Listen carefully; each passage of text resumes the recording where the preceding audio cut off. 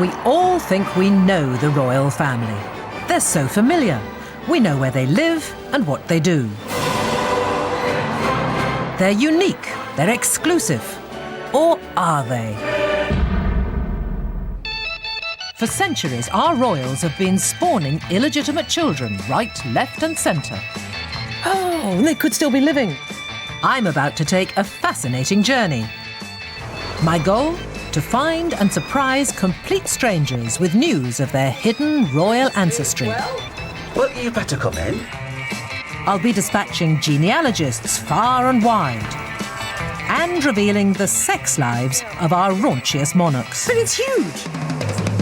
A 6,000-mile hunt for an alternative royal family. Yeah. I'm going in search of the lost royals.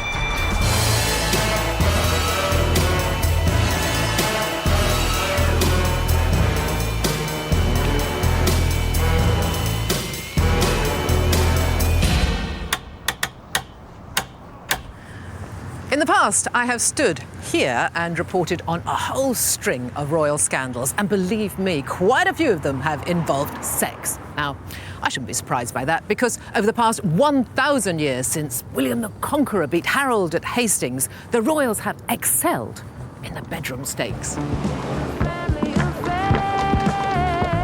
The result has been the birth of hundreds of illegitimate children whose descendants are today scattered around the world.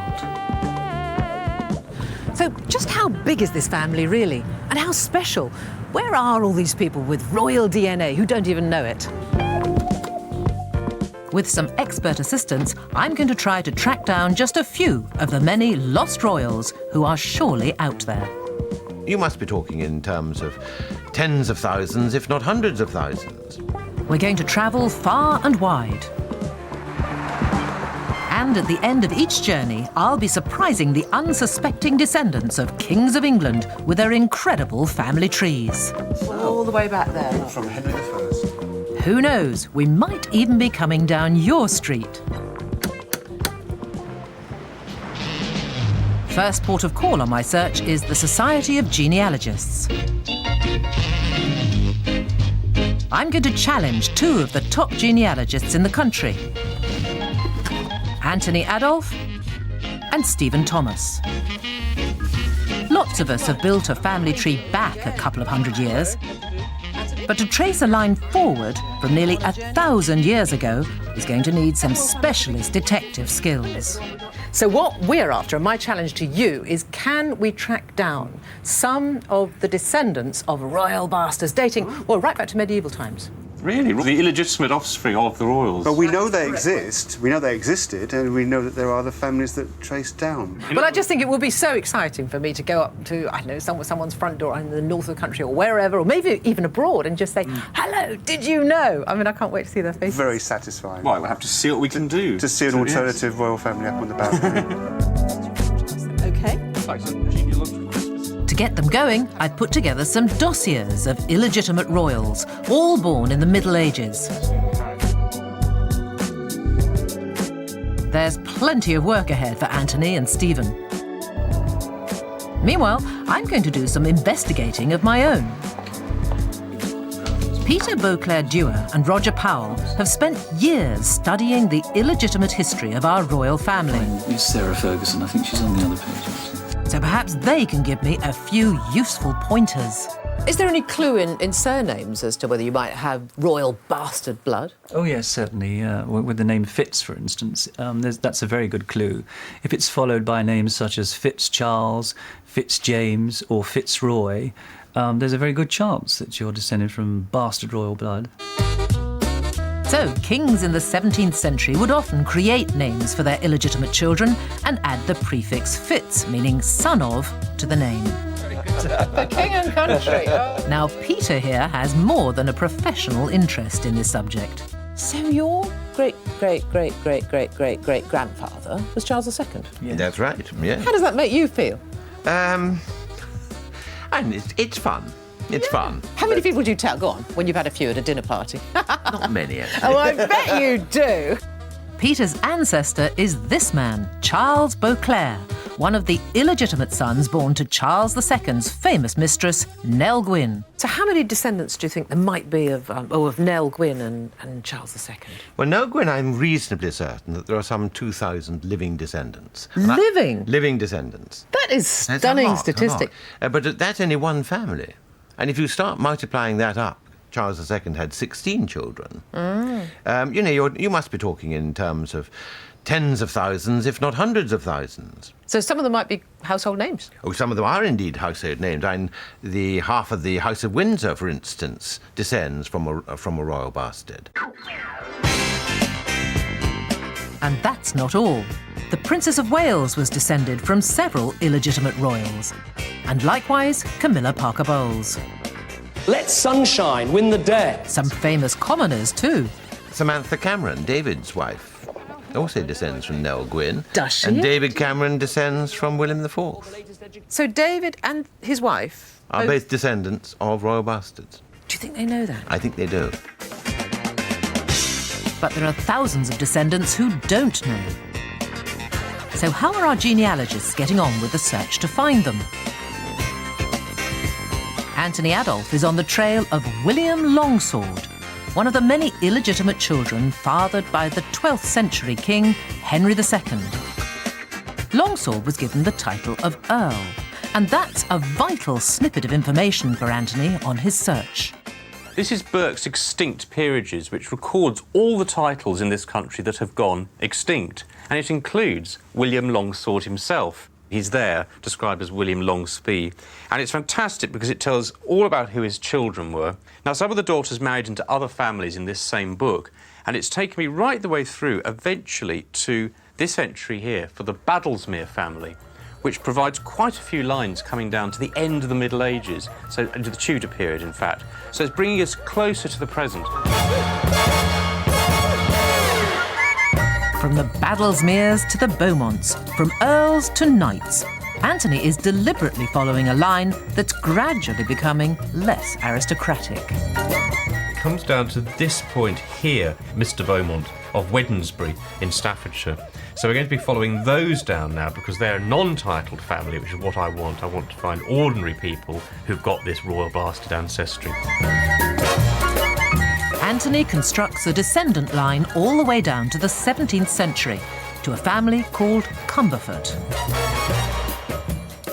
But the trail's in danger of going cold unless he can find records of the Cumberfords here at the College of Arms in London. I'm joining him in the hope that we can pick up a lead. Now, we've got the marriage of Dorothy Beaumont into the Cumberford family. Right. And I'm hoping that the Herald's records here are going to carry the Cumberford line down much closer to the present and connect us up to some of the people out there who are unknowing descendants of William Longsword. So it's going to unlock all the secrets? I do hope so. Let's go in. For centuries, the college has been responsible for granting coats of arms for royalty and to anyone else with rank or money. And the heralds here have the job of designing them. Anthony has brought me to meet one. Jennie, I'd like you to meet Thomas Woodcock. Thomas Woodcock has pulled out an ancient volume from his archives called a heraldic visitation. In effect, it was a kind of royal census. This is a visitation only 3 years after the restoration of Charles II. It was taken at Lichfield on the 30th of March 1663. And here you have Robert Cumberford with his wife Catherine. His father was Humphrey and his mother Mary. And he's shown with two daughters, Mary, aged 8 years, and Anne, aged 7 years. So where does this take us on our trail?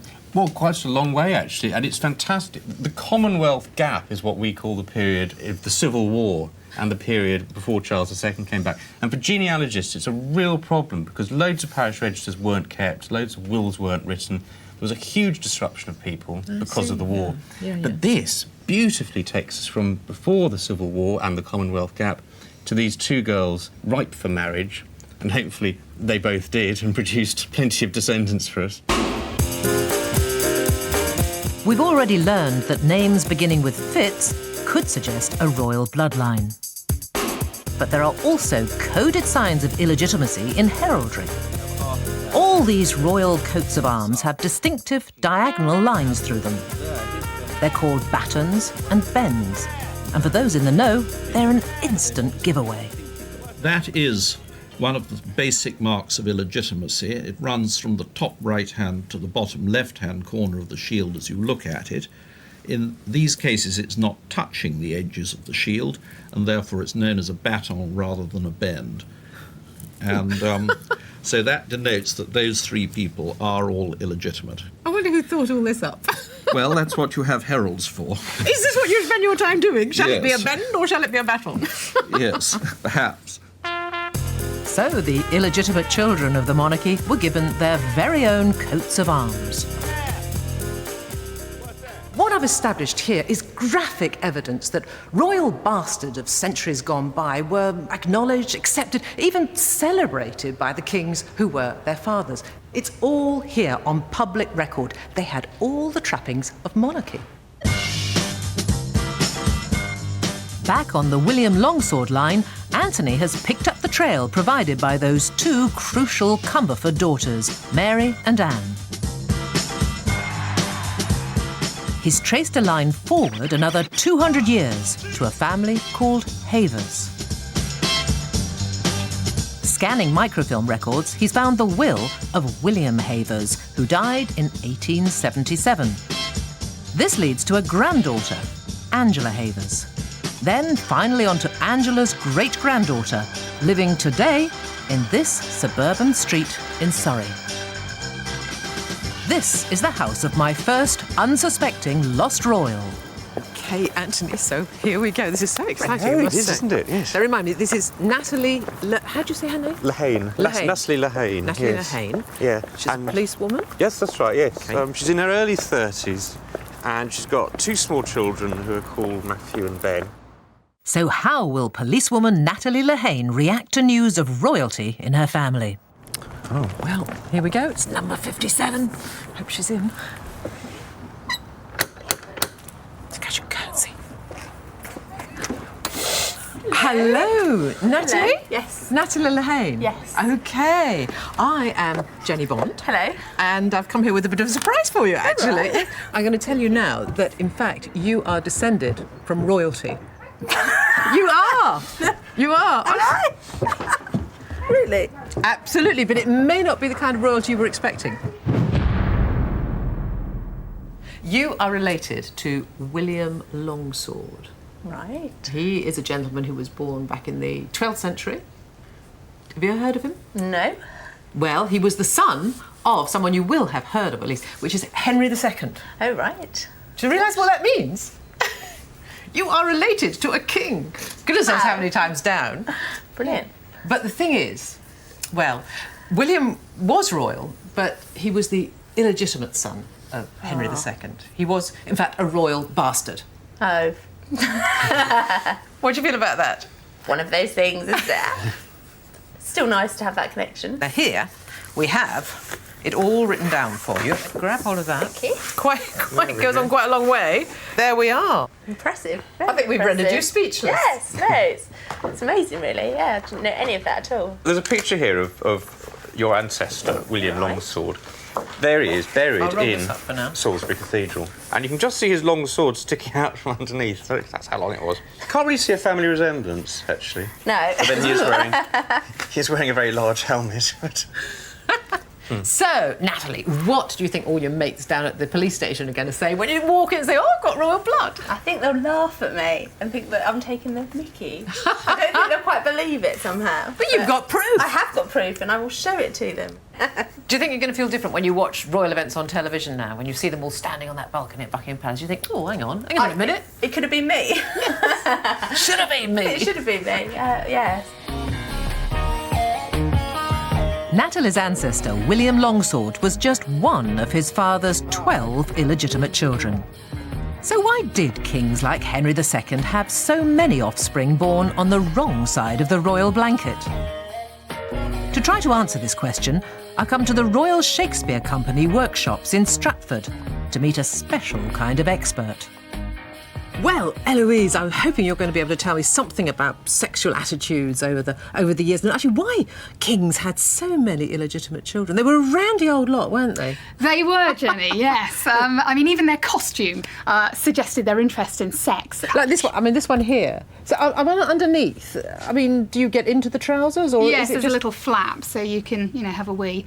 Oh, I see. But essentially, I mean, nothing actually goes in there. Not really, no. You can feel there it's quite padded. It certainly is. Your penis doesn't necessarily actually go into the codpiece, it's behind it. That's a sort of symbolic extension of your sexuality. I see. So the bigger the codpiece, do you reckon the smaller the what's inside? Well, probably a bit like flashy sports cars, wasn't it?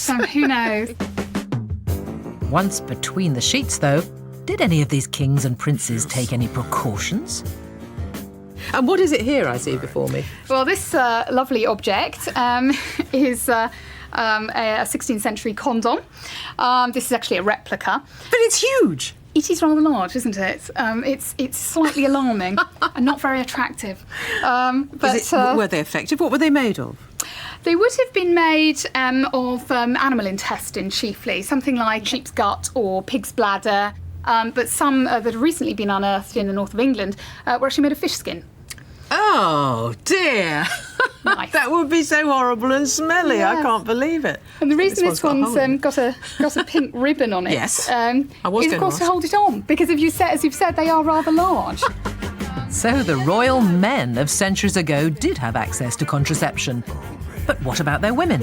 One of the things that women used to do was to use a lemon as an early form of cap. So you just hollow that out, slide it in, pop it over your cervix, and of course that's doubly protective because a lemon is acidic. So the acid in the lemon juice would have served as a form of spermicide as well as blocking the cervix. So you reckon how effective do you reckon that possibly was? I couldn't possibly tell you, Jenny. Terms, I've never tried it. Now, how's my other genealogist, Stephen Thomas, getting on?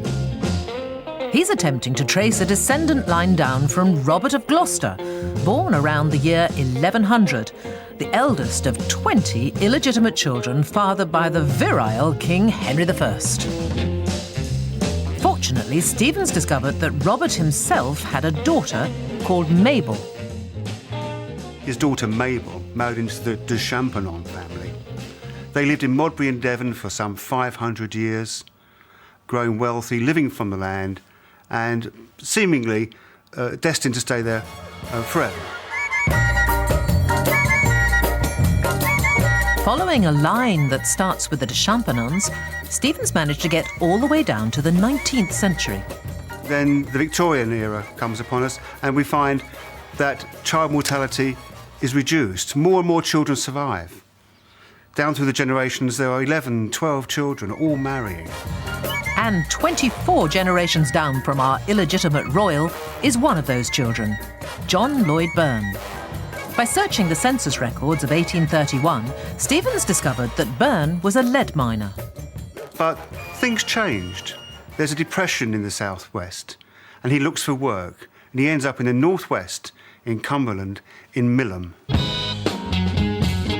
John and his wife Elizabeth had a daughter, Emily Sophia, who appears in the 1891 census records.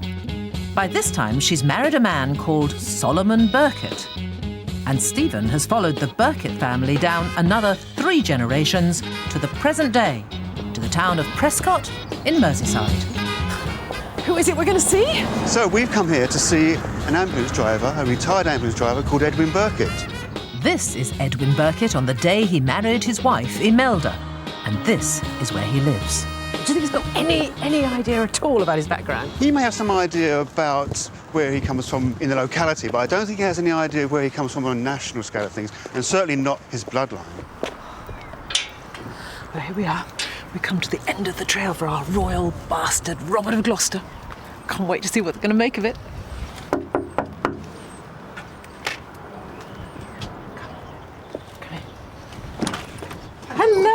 Hello. Are you Edwin Burket? I am indeed. Hello, yes. I'm Jennie Bond. I know who you are. This is Steve Thomas. Steve Thomas. Hello, Steve. We have been on the trail of your family heritage. I have it all here. I've come to tell you that you have royal blood in you. You do? You do. You do? Well, you better come in. We have established that your husband is royalty. Really? Well, what do you think about that? Surprise, surprise. Learn to curtsy. I am not sure if she needs to, really, because the special bit about this is that you are descended from a royal bastard. Oh. I mean that in the nicest way. No, it is. He is descended directly from the illegitimate son of Henry I. Well, let's tell you a bit more. OK, Steve. 31 generations of Gloucester. Bastard or no, he was his father's favourite son. There you go. Look, here he is. Your hubby. Look at that. No, there's you. I'm on there. And there's your daughter.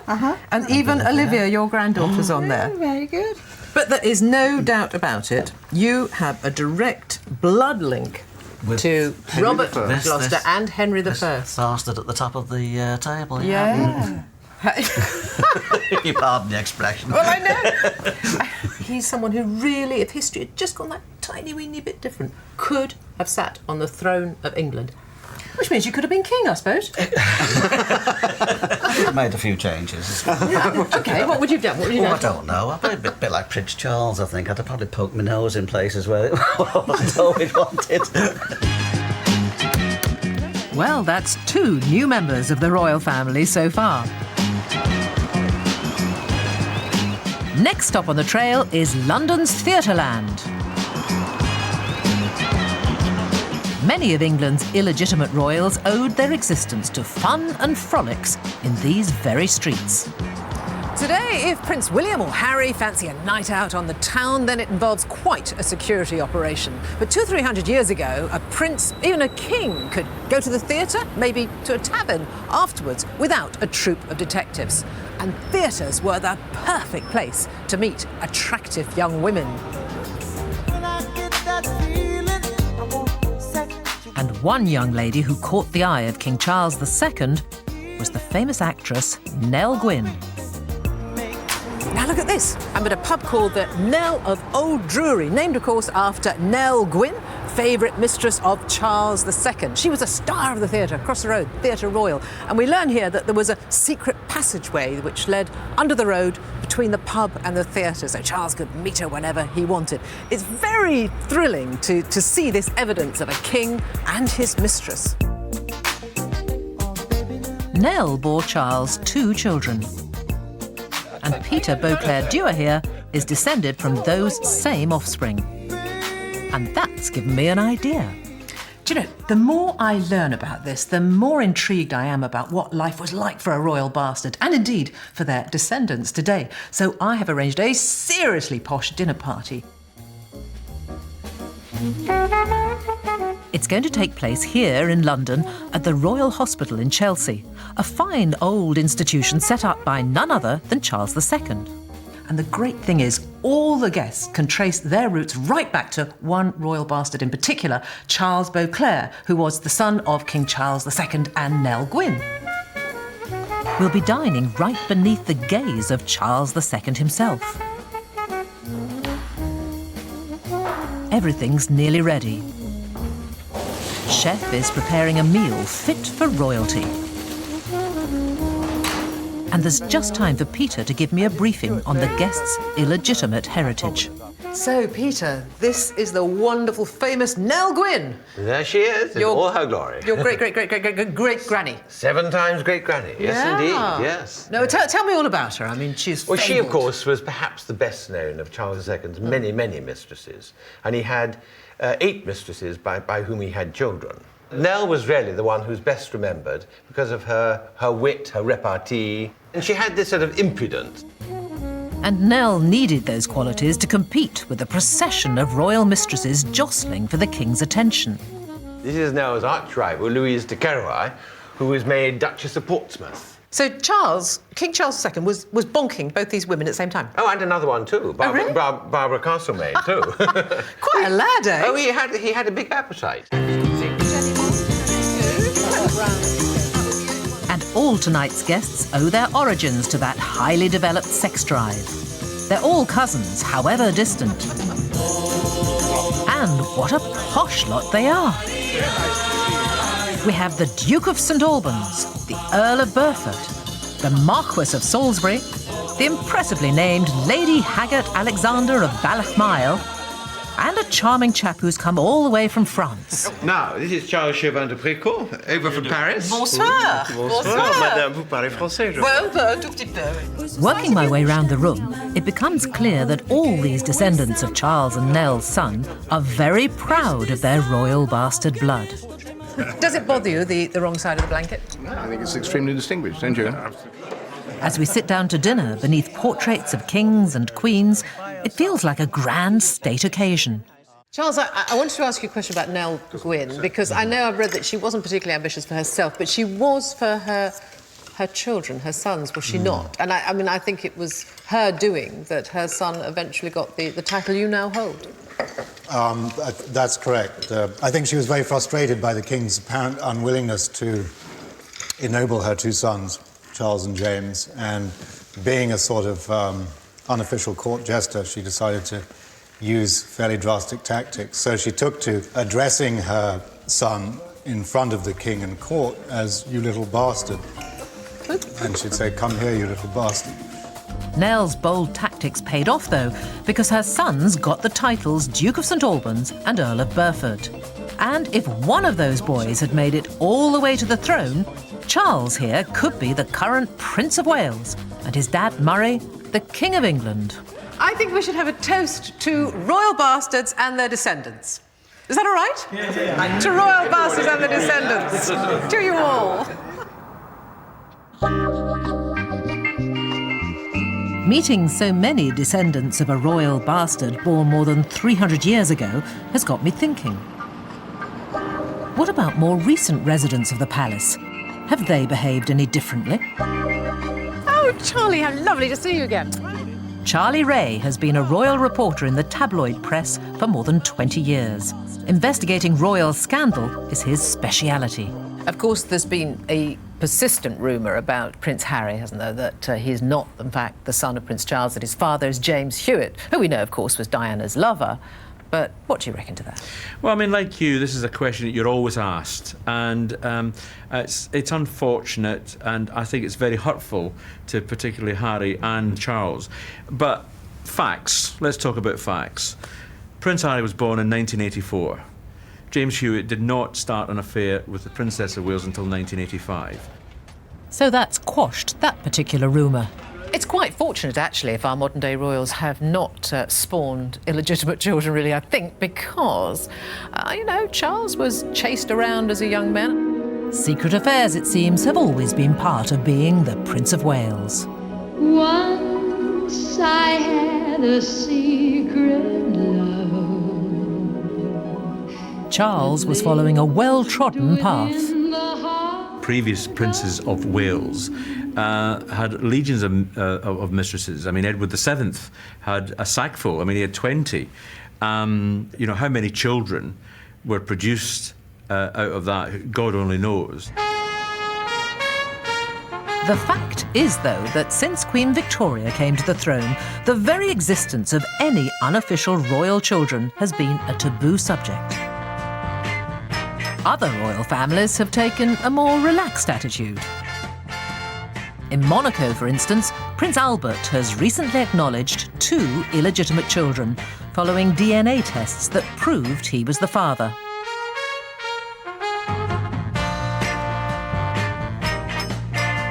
While Stephen Thomas works his way along the trail to our next surprise, I'm off to meet a man who could actually be a first-generation lost royal.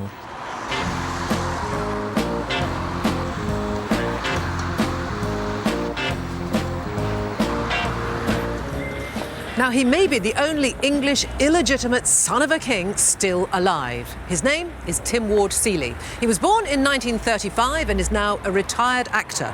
Rumours have circulated for years that his father was Edward VIII.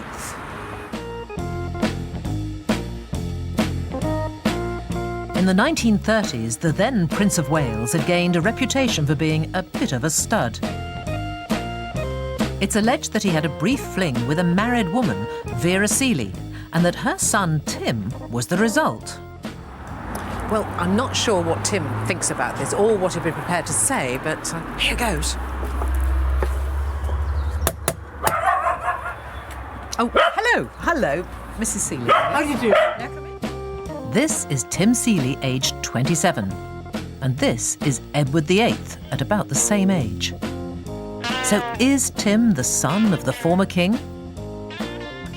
Well, Tim, I have been so looking forward to meeting you, I must say.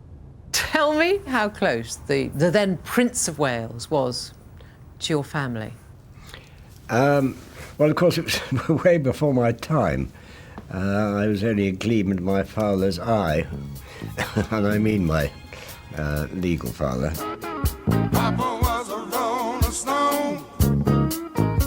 The facts are, though, that the prince had become very friendly with the Seeley family. And with his reputation, tongues began to wag when the beautiful Vera Seeley gave birth to a child with a striking resemblance to the future king. So what do you reckon to it? Funnily enough, I don't really think that it matters tremendously who your genetic father is, because my father brought me up, he was an example to me.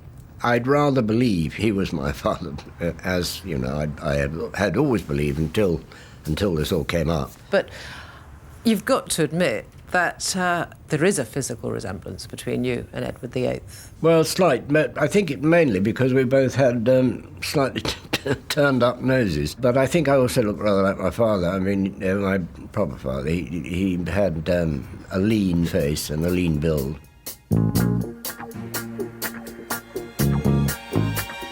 Tantalisingly, Tim bears a strong resemblance both to his legal father, James Seeley, and to Edward VIII. But he seems unable or unwilling to confirm who his real father is.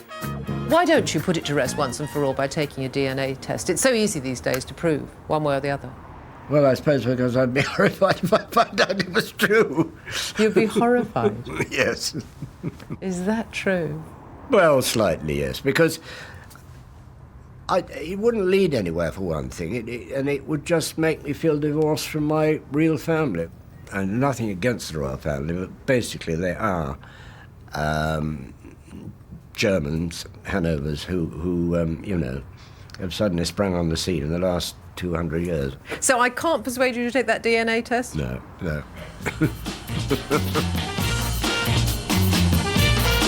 Back on the hunt, Stephen Thomas is trying to find an obscure royal line, one with a Fitz in the name, that of Richard Fitzroy of Chilham. He was one of at least 7 bastards fathered by King John, a notorious womanizer. In the hope of picking up a successful trail, Stephen's decided to investigate the origins of Richard's name, and he's discovered that there's a village of Chilham in Kent. Richard had no title and therefore he had no status until he married Rose of Dover, who was an heiress. Rose owned the village of Chilham and lived here at Chilham Castle. She and Richard had 2 children, including a daughter, Isabel, and it's her line that Stephen's going to follow. It leads to Gloucestershire and into the illustrious Berkeley family. This is Berkeley Castle. Stephen hopes that in the family archives held here, he can find information that will confirm he's on the right path. Well, David, I'm here on something of a quest. I'm looking for issue of the illegitimate son of King John called Richard of Chilham in Kent. I believe his daughter Isabel married a member of the Berkeley family. Right, well, we've got this pedigree, which was written in about 1600, and we can see her here. There's your Isabel, and she marries Maurice here. So that was a pretty good marriage, then, for the daughter of a knight, albeit a royal bastard. Well, it certainly was, because she married into a baronial family, a family that had been barons for 100 years already. The Berkeleys were one of the most powerful families in medieval England. But their dynasty could have ended just 100 years after Isabel's marriage, when it was implicated in the killing of a king.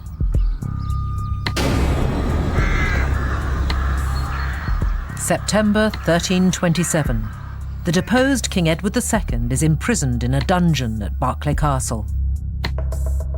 Here, he's brutally murdered. And it happened in this very room. So, how was Edward II murdered? There are two theories. One was that he was smothered with pillows or something similar. The other, more generally known way, was he had a red-hot poker shoved up his backside, so there were no outer marks of violence on his body. A horrible way to die, but quite deliberately planned. Well, I've got to ask you this. Where was your ancestor, Thomas Berkeley, when all this was going on? I suspect he was up at his manor house at Wootton Under Edge, about 7 miles from here. He didn't want to be implicated. Thomas Berkeley had ensured he was nowhere near the scene of the crime.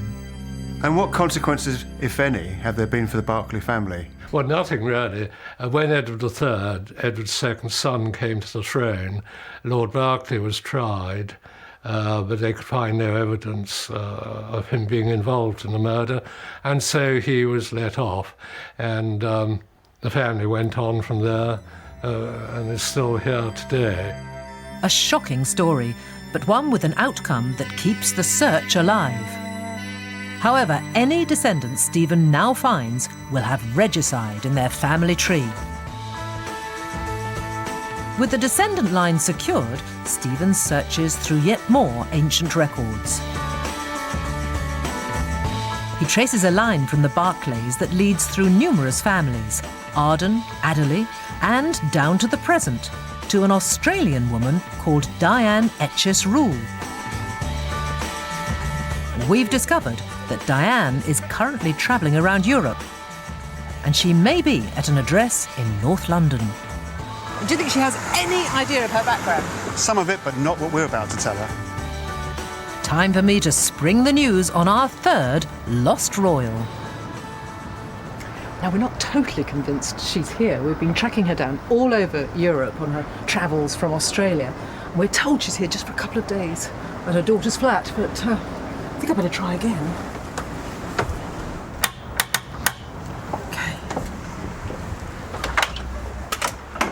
Hello. Hello, how are you? Good afternoon. My name is Jennie Bond. Hello, Can I Jennie, entice you how out for are a you? minute? You probably don't, well, you won't know me because I know you come from Australia, presuming that is you are Diane Rule. I am indeed. Well, I'm here to tell you that you are, in fact, descended from royal stock. Oh, heavens. Did you have any idea of that? No, I didn't. I didn't. Now, I have told you that we've tracked you back to royalty. Mm-hmm. But the surprise is that although this will show you that you go back to King John in the 12th century, you come through a rather different line, through the royal bastard line. Oh, yes. Is that a surprise to you? Oh, well, no. Now, you're at the bottom here. Yes. And King John's at the top. And this is the royal bastard, his son, Richard Fitzroy, Baron of Chilham, in Kent. Mm-hmm. How do you feel, straight up, how do you feel about that you come from an illegitimate line? Oh, I think it's quite exciting. It's different from being a convict, isn't it? Yeah, oh yes, yes, very much so, yeah. There's regicide in your family tree. Oh, which king? It was Edward II, Okay. killed in Berkeley Castle, and in order that there were no visible signs of his demise, he was killed by having a red-hot rod inserted into his backside. Oh, it's the poker! It's the poker. Oh, no! Oh, you have some nasty ancestors. Oh, strong. What's your view on royalty then? I mean, being an Australian, one imagines that, you know, you couldn't care two hoops about them. No, well, I'm a monarchist. I think they've done a wonderful job. So does it change your perception of yourself at all? No, it doesn't. Oh, no, no. I'm too much of an Australian for that. So far, we've found 3 very different lost royal families. But the fourth and final manhunt is giving us a real runaround. Anthony Adolph is trying to pick up the genealogical scent of Elizabeth of Galloway, yet another of the royal bastards fathered by that potent monarch, Henry I. This beautiful old book tells me something really important about Henry I's daughter, Elizabeth, who married Fergus of Galloway.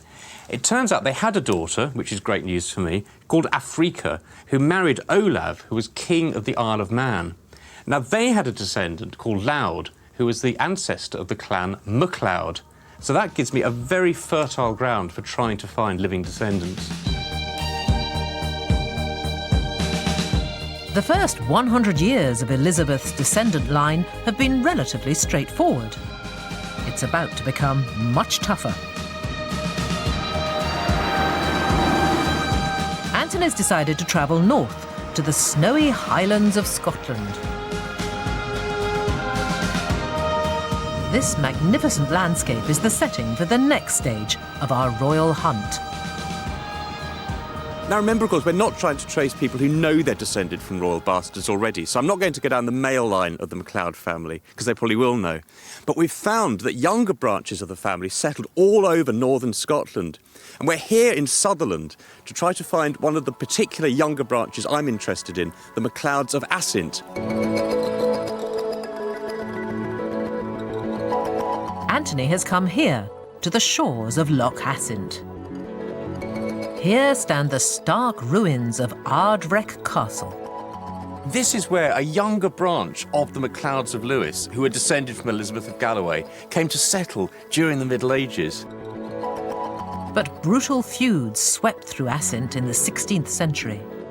Eventually, the Macleods were driven out by a rival clan.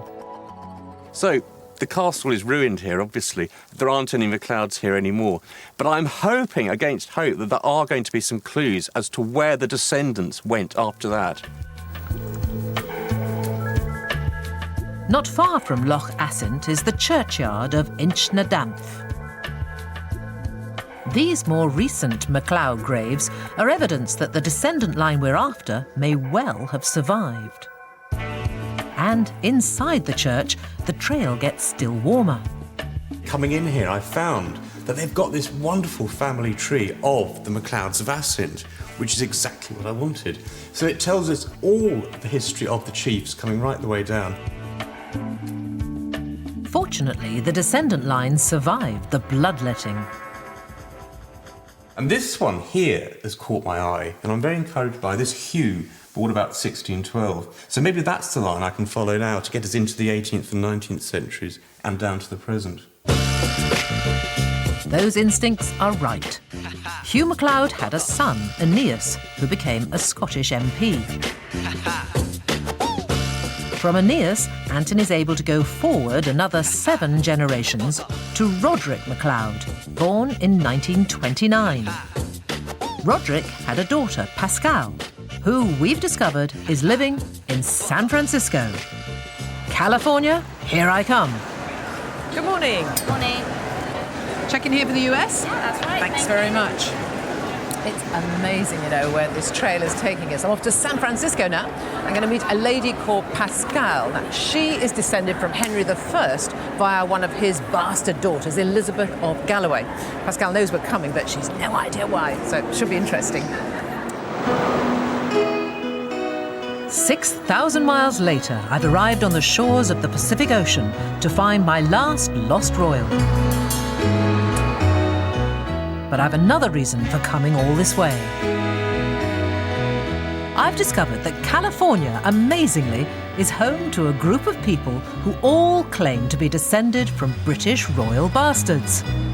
This is too good an opportunity to miss. I wish they all could be California. Time to leave the city to meet this mysterious organisation. This is their president, Tony Hoskins, known to his members as the Bastard-in-Chief. And this chap is their secretary, Jim Terzian. His grandmother joined... You are you not, the descendants of the illegitimate sons and daughters of the kings of Britain? That's true. This is so wonderful. I found you on the internet and I didn't actually believe it was true. Why do you exist? The real reason behind this organization is to foster the best genealogical standards of proof. So it has a serious motive despite a humorous name. I thought you might be a bit of a piss take. Well, that's true too.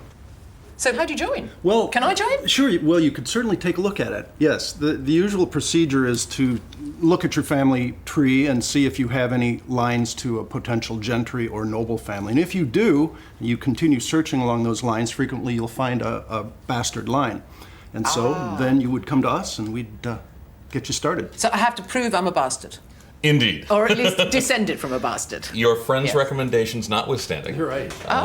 You have to be able to prove descent from an illegitimate child, grandchild, or great-grandchild of a British monarch.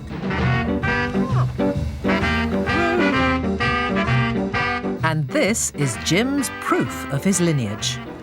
This is extraordinary, Jim. How long did it take you to do this? This was a few years' work. This is the ancestry of my 9th great-grandmother.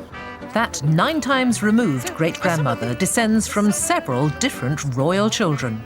I was wondering whether any of the bastard sons and daughters that I've been looking into are on here. They are. In fact, all of them are. Are they? Yes. That would be incredible. Here we have William Longsword, illegitimate son of Henry II. Oh, yes, OK. So you're connected to him? Descend through a couple of his children.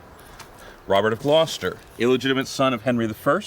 Yeah. Through a couple of his children. Beyond him, we have his illegitimate half-sister, Elizabeth. Elizabeth of Galloway? Indeed. And one other, I believe you've been looking at, Richard. Of Chilham?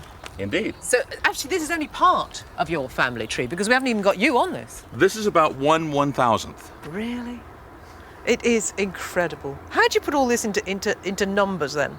The odds that any of us with Anglo-Saxon forebears is not descended from one of these royal bastards is almost infinitesimal. The challenge is finding it. Does make you wonder, what is royal blood, really? Because we all seem to have it. We do indeed. I've met Jim on the day he's arranged a gathering of the California chapter of his society.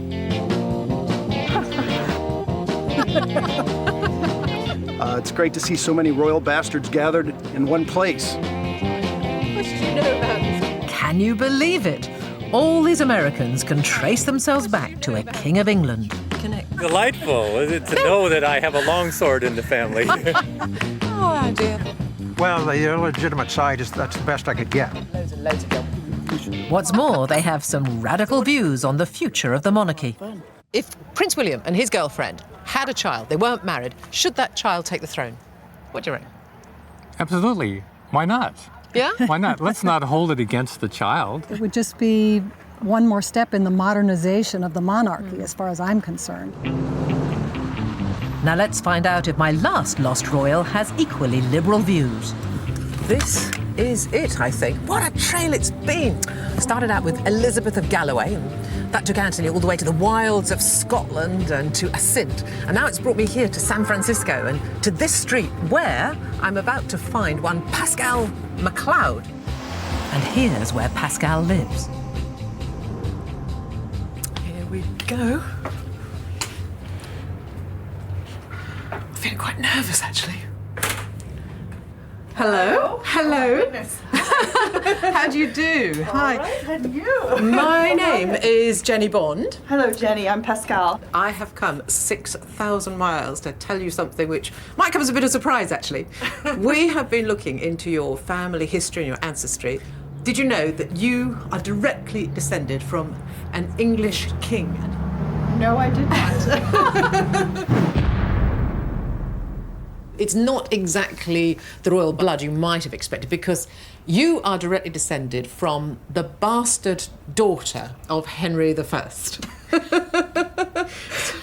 My. Let me show you. We have got your family tree here. Look at this.